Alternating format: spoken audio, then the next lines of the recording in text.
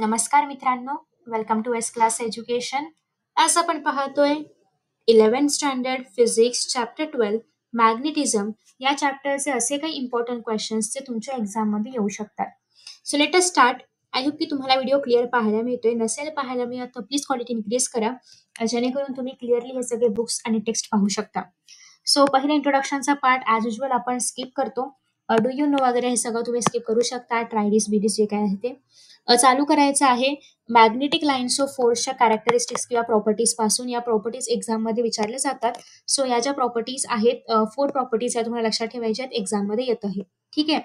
Next आहे magnetic field जे definition आहे, याचे जे काही युनिट्स आहेत हे पण एक्झाममध्ये येतात. सो हे करायचं आहे. बार मॅग्नेट बद्दल जास्त इन्फो नाही केली तरी पण चालेल. फक्त तुम्हाला मॅग्नेटिक डायपोल म्हणजे काय ते माहिती पाहिजे आणि त्याचा फॉर्म्युला माहिती पाहिजे.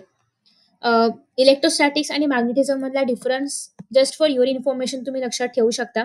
एक्झाम्स मध्ये पण हे विचारलं जातं. इव्हन तुम्ही हे लक्षात ठेवलं तर तुम्हाला फॉर्म्युला लक्षात ठेवायला पण उपयोगी पडणार आहे. सो हे लक्षात ठेवा. नेक्स्ट आहे magnetic field due to bar magnet at the arbitrary point. Arbitrary point usually नाही विचारले जात. सो हे तुम्ही स्किप करू शकता. इफ यू वॉन्ट तुम्हाला फॉर्म्युला लक्षात ठेवायचं तर फॉर्म्युला लक्षात ठेवा, बट युजली असे क्वेश्चन्स डिरेक्टली एक्झाममध्ये नाही येणार. न्यूमॅरिकल एक्झाममध्ये येणार 2 मार्कासाठी, त्याच्यामुळे हे करायचंय. गॉस लॉ ऑफ मॅग्नेटिझम एक्झाममध्ये येतं. विथ डायग्राम तुम्हाला एक्सप्लेन करायचं असतं. नेक्स्ट आहे अर्थ magnetism. Again very important question.